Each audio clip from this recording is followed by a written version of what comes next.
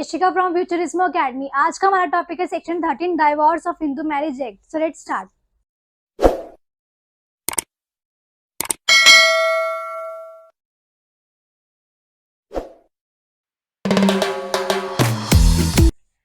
तो जो हमारा आज का टॉपिक है वो है डाइवोर्स। अब जो डाइवोर्स वर्ड है वो आप सबने सुना होगा, ये बहुत ही कॉमन वर्ड है जो कि बहुत यूज होता है। अब डाइवोर्स की जरूरत हमें क्यों पड़ती है? जब दो पार्टीज है यानी जो कपल्स है वो साथ नहीं रहना चाहते या फिर उनकी शादी नहीं चल पाती किसी रीजन से, उनके बीच में इतनी फाइट्स होती है, इतनी मिसअंडरस्टैंडिंग होती है कि वो लास्ट में डिसाइड करते हैं कि अब हमें सेपरेट होना चाहिए, हो जाना चाहिए। तो वो क्या करते हैं, वो कोर्ट के पास जाते हैं डाइवोर्स का रिलीफ लेने के लिए कि अब हम साथ में नहीं रह सकते, हमें क्या दे दो, डाइवोर्स दे दो। अब जो डाइवोर्स है वो अननोन था ओल्ड हिंदू लॉ, यानी हिंदू लॉ आने से पहले डाइवोर्स का कोई भी कॉन्सेप्ट नहीं था। डाइवोर्स हमारा कब आया है? हिंदू लॉ आने के बाद आया है, और ये किसमें? हमारे हिंदू मैरिज एक्ट में इसको लाया गया, इंट्रोड्यूस किया गया है। अब जो वर्ड है डाइवोर्स वो कहाँ से आया? लैटिन वर्ड से आया जिसका मतलब है डाइवोर्टम, यानी टू सेपरेट, यानी अलग हो जाओ। अब डाइवोर्स का मीनिंग क्या है? डिसोल्यूशन ऑफ मैरिज, यानी मैरिज को डिसॉल्व कर देना, पूरी तरीके से खत्म कर देना। अब डाइवोर्स लेने के बाद जो पार्टीज है यानी जो कपल्स है वो हस्बैंड वाइफ नहीं कहलाएंगे, ना ही वो उसका हस्बैंड है ना ही वो उसकी वाइफ है। और डाइवोर्स हमारा किस में डिफाइंड है? ये हमारा सेक्शन 13 में डिफाइन है। अब ये क्या कह रहा था? Provision under section 13 of Hindu marriage act is also applicable to marriage solemnized before the commencement of the act. यानी ये क्या कह रहा है? इस एक्ट यानी हिंदू लॉ आने से पहले, हिंदू मैरिज एक्ट आने से पहले अगर जितनी भी शादी हुई है वो भी इसके अंदर, इस सेक्शन के अंदर डाइवोर्स ले सकती है। इस एक्ट से पहले जितनी भी शादियां हुई हैं वो इस एक्ट में डाइवोर्स ले सकती है, उनसे पहले के में भी अप्लाई होता है। Grounds for divorce. अब डाइवोर्स के हमारे कौन कौन से ग्राउंड है? Ground available to both wife and husband, ऐसा ग्राउंड जो कि हस्बैंड को भी अवेलेबल होता है और वाइफ को भी अवेलेबल होता है, दोनों इन ग्राउंड्स पे डाइवोर्स ले सकते हैं।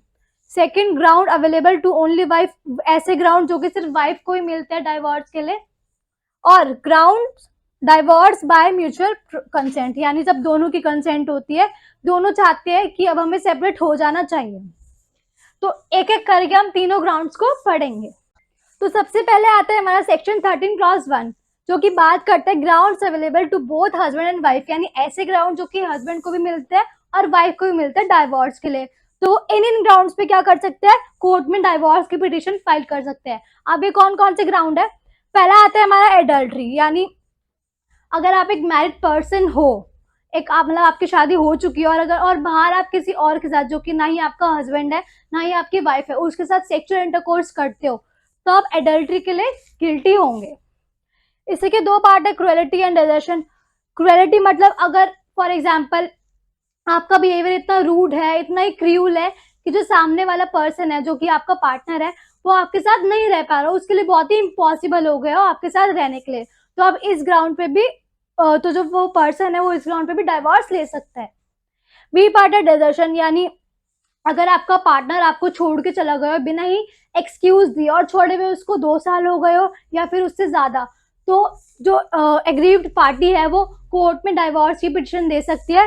किस ग्राउंड पे? डिजर्शन के, जो मेरी किस ग्राउंड पे? डिजर्शन के ग्राउंड पे कि जो मेरा पार्टनर है वो मुझे छोड़ के चला गया ऐसे ऐसे और छोड़े हुए उसको 2 साल हो चुके हैं, तो आप इस ग्राउंड पे भी डाइवोर्स ले सकते हो।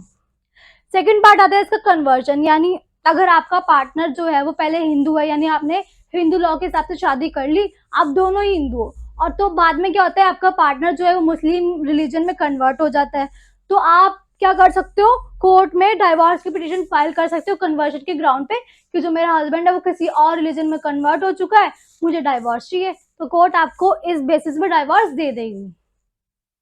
थर्ड पॉइंट आता है हमारा अनसाउंडनेस ऑफ माइंड, यानी अगर सामने वाली पार्टी क्या है, अनसाउंड माइंड की है, वो मैड है यानी वो पागल है, तो इस ग्राउंड पे भी आप क्या कर सकते हो? डाइवोर्स ले सकते हो।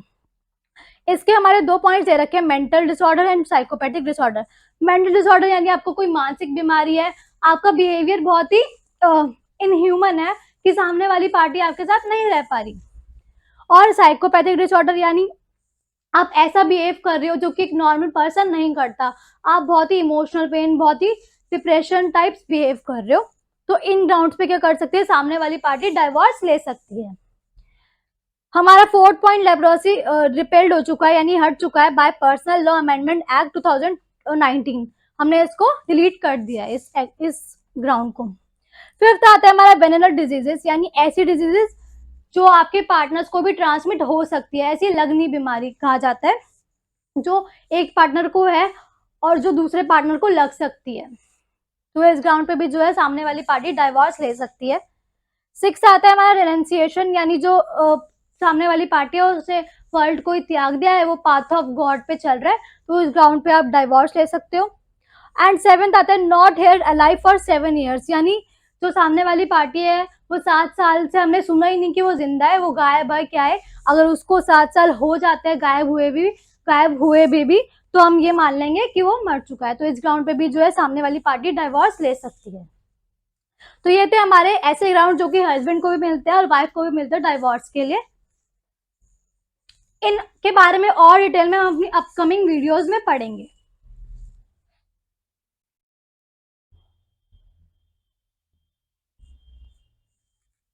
अब आता है हमारा सेक्शन 13 क्लॉज 1A।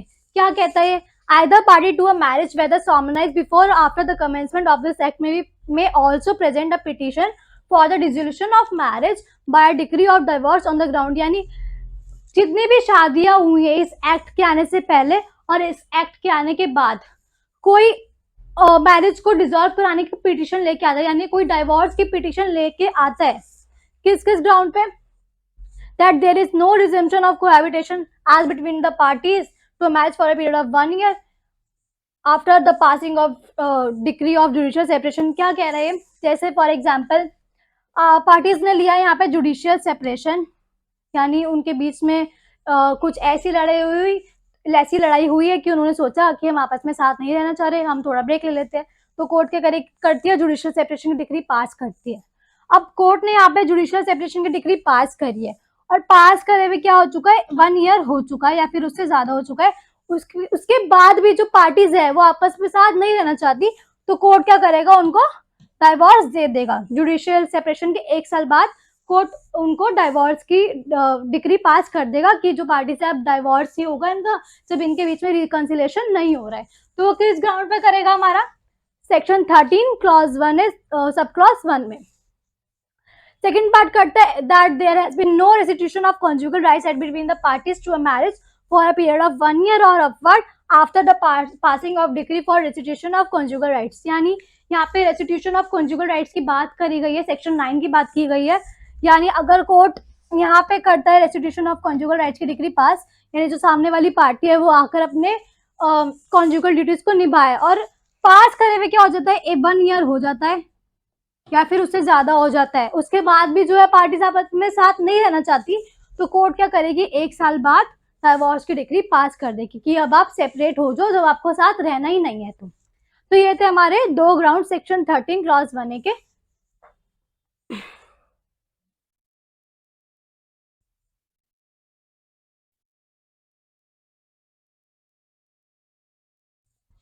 अब आता है हमारा सेक्शन 13 का क्लॉज 2 जो कि बात करता है grounds available to only wife, ऐसे ग्राउंड जो कि सिर्फ वाइफ को ही अवेलेबल है।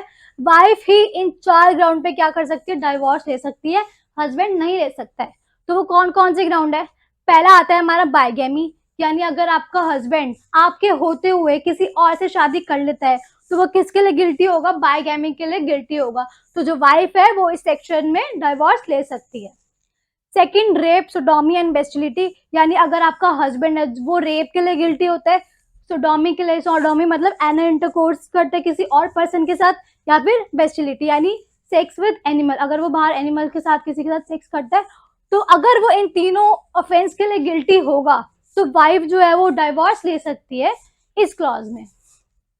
Third, non resumption of cohabitation after degree of maintenance, यानी अब वाइफ हस्बैंड से अपने मेंटेनेंस ले सकती है, जो कि हमारा section 18 of adoption and maintenance act में दिया गया है और उसके कुछ ग्राउंड दे रखे हैं कि इन ग्राउंड्स पे वाइफ मेंटेनेंस ले सकती है। अब मेंटेनेंस के बाद भी जो है वो वाइफ अपने हस्बैंड के साथ नहीं रहना चाहती, तो हमारा थर्ड क्लॉज में वो डाइवोर्स ले सकती है। वो कोर्ट में पिटिशन देगी कि मुझे इस ग्राउंड पे मुझे डाइवोर्स दे दो, मैं अपने हस्बैंड के साथ नहीं रहना चाहती। फिफ्थ आता है हमारा रेपुडिएशन ऑफ मैरिज, यानी ऑप्शन ऑफ पॉवर्टी। अगर एक गर्ल की शादी क्या होती है 15 ईयर्स की एज से कम में होती है, यानी यानी फॉर एग्जाम्पल अगर एक लड़की है उसकी शादी किस में होती है 12 ईयर्स की एज में होती है।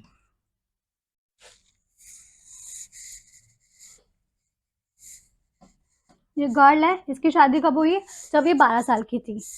तो इसके पास ये ऑप्शन होता है कि वो क्या करे, 15 ईयर्स की एज से लेकर 18 ईयर की एज तक वो क्या कर सकती है, अपनी मैरिज को रेपुडिएट करा सकती है, यानी अपनी मैरिज को फिनिश करा सकती है, रिजेक्ट कर सकती है एक्सेप्ट करने से। किस ग्राउंड पे, रेपुडिएशन ऑफ मैरिज के ग्राउंड पे।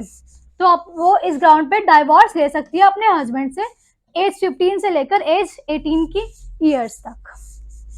अब इन चारों के बारे में हम और डिटेल में अपनी अपकमिंग वीडियोस में पढ़ेंगे। तो ये था हमारा डाइवोर्स के बारे में। सो आज के लिए बस इतना ही, बाकी के लेक्चर्स हम अपनी नेक्स्ट वीडियो में करेंगे। Thank you. If you like my video please subscribe our channel and don't forget to press the bell icon. And अगर आपको हमारी ऑनलाइन या ऑफलाइन क्लासेस लेनी है तो आप इस नंबर पर कॉन्टेक्ट कर सकते हो। एंड अगर आपको नोट्स चाहिए तो आप हमें इंस्टाग्राम, टेलीग्राम एंड फेसबुक पर भी फॉलो कर सकते हो। लिंक डिस्क्रिप्शन में गिवन है।